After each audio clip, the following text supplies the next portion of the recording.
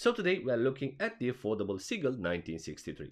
A mechanical chronograph which I blindly believed it is a knockoff, in the sense that for 190 bucks it is so complex made and so well painted that I hardly believe it is impossible to make such a reliable chronograph for the price paid. But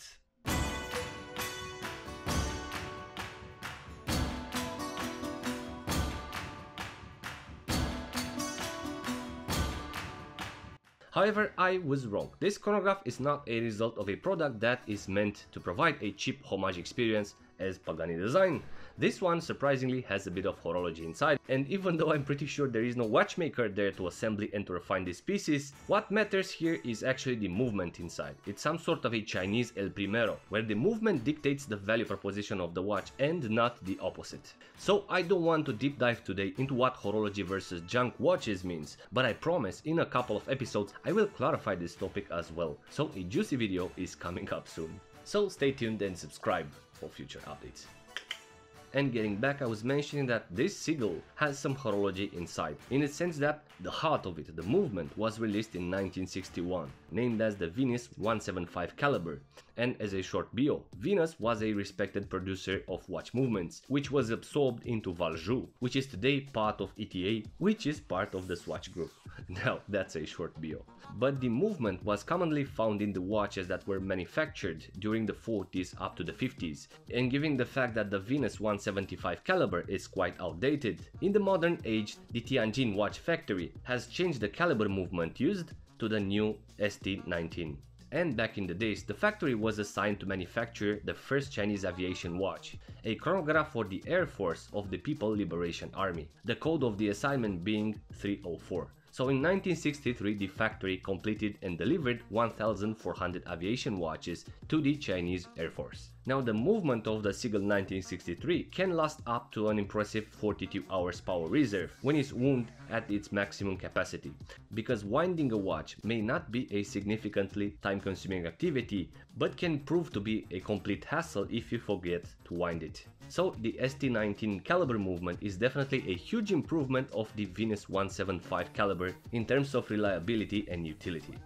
Now the truth is, the Seagull 1963 is a product cannibalized by the Chinese mindset, in the sense that it was copied and replicated in mass production and offered to the enthusiasts. And because it was spread across the world, it started to get to be known as the sole original Seagull 1963 and not a replica of it. And there is an official Seagull website that pretends to own the rights for this pilot chronograph, and I noticed that they make these original models with box acrylic crystals and solid case back, priced somewhere around $400. But I guess being an official Chinese watch, I guess besides the Seagull brand, nobody should be upset if this watch is replicated for mass production. Now back to our model. I bought this pilot chronograph as brand new, and I chose the 38mm version because I was interested to see how it wears and how thick it is in relationship with the movement. And this curiosity obviously comes from the modern chronographs that are mostly affected by the movement availability, which makes them thicker and unbalanced. And luckily it is not the case for this pilot chronograph. So I chose the 38mm version on a sapphire crystal, meaning that we have a domed sapphire and not a boxed acrylic crystal. And from the height perspective, the domed sapphire keeps the watch thinner. Anyway, surprisingly this watch comes with an extra strap. The standard one is a khaki NATO that doesn't provide an advantage because it makes the watch thicker on the wrist. Also it covers the star of the show, which is the movement, but in the same time it looks incredibly well in the relationship with the creamy khaki dial. So a trade-off here.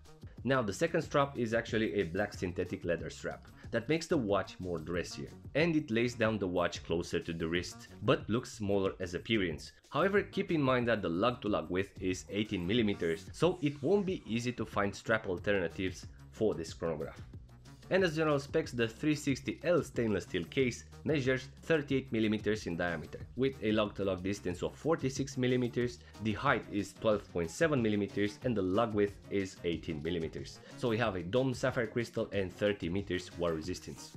The star of the show, as I mentioned, is the caliber ST19, the Seagull self-winding chronograph that features bicompact subdials, having on the left hand side the small seconds dial and on the right hand side the minute counter dial. Has 21 joules, 21600 bph and 42 hours power reserve. Well, not bad. And as for the movement, feels stable, has no glitches or any signs of malfunction. And overall the watch offers a vintage appearance, a 60s design, simple and straightforward. In fact, the case profile reminds me of the shape profile of the Certina DS chronograph, where we have some elegant lugs that are falling towards the wrist, and a full polished case that has some sharp angles, which is pretty uncommon for an $190 watch. Now the dial is not that spectacular, I have to admit it is pretty dull. We have a creamy dial, and in the sunlight the watch offers some goldish accents. And as intermediary accents, we have gold painted arrow markers and numerals, then we have the black outlines of the subdials, blued painted hands, and ultimately a red accent that represents the chronograph hand.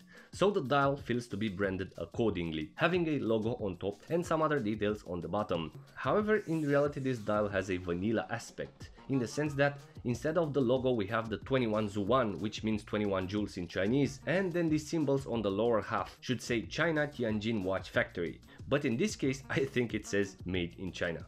However, props to the product. Again, for the price paid, I can say that the dial is clean, there are no printing errors, everything is in place and functional. Now if we flip the watch, we are previewing the cool caliber ST19 that can be seen through a transparent caseback, unlike the original model that has a solid caseback. And this is a big plus for the ones who decided to make these replicas, making the movement visible. So yes, the movement looks spectacular. We have Le Côte de Beijing as finishing, because definitely they are far away from Genève. Also we have blued screws, painted obviously, gold cogs, also the purple color of the rubies. Overall offering an awesome preview when the caseback is unveiled, making the dial to look like a failed sketch compared to the movement depth, complexity and color.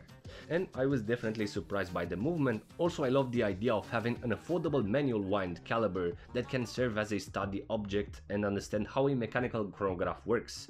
Either way, I find it a safe bet. And in terms of wearability and comfort, the watch wears very well. It is small, compact, especially when worn on a leather strap. I guess a bond strap would be welcomed as the size allows it. Feels pretty solid, reliable and lightweight in the same time. Now I'm not sure how much this watch will be worn or enjoyed, but definitely it can be a keeper in any collection just for the sake of the mechanical movement, the way it's working and the way you can learn things about it. And I guess that's a feasible justification. So as I started this video, the Seagull 1963 proved me that I was wrong and not everything that is sold in AliExpress is a massive junk. And you can still find bits of horology here and there, and this Seagull 1963 is the perfect example. And again, not the original brand, but having the same movement and the same provenance of China, I guess every Chinese factory should be able to replicate this watch as long as they don't create monsters out of this historical piece. So these are my initial thoughts about this Seagull 1963, replica or not, but I'm curious to know what's your view on this Seagull movement, how reliable do you find it for the price paid? Please let me know in the comments section. Thanks for watching, and if you're new here, please subscribe for future episodes. Thank you very much, and until next time, be brave but stay safe.